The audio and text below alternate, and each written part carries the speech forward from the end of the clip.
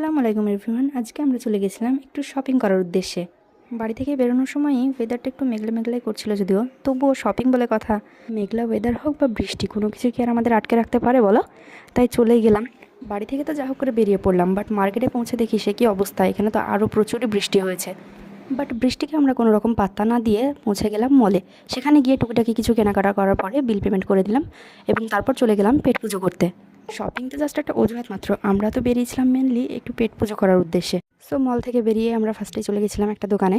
সেখানে প্রচুর কিছু আইটেম ছিল, বাট একটা আইটেম আমাদের পছন্দ হলো না, বিকজ আমরা ভেবেছিলাম যে আমরা মোমো খাবো, বাট আমাদের দুর্ভাগ্য যে সেখানে মোমো ছিল না। তাই কি আর করা যাবে, তাই চলে গেলাম একটা পেস্ট্রির দোকানে পেস্ট্রি খেতে। তো এখান থেকে আমি একটা পেস্ট্রি নিয়ে নিলাম, পেস্ট্রিটা খুবই টেস্টি ছিল।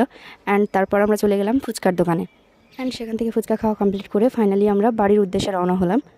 তো আমরা চলে এসেছি স্টেশনে। আমরা এখন ট্রেনের জন্য ওয়েট করি, আর তোমরা আমাদের চ্যানেলটাকে সাবস্ক্রাইব করে দাও। বাই।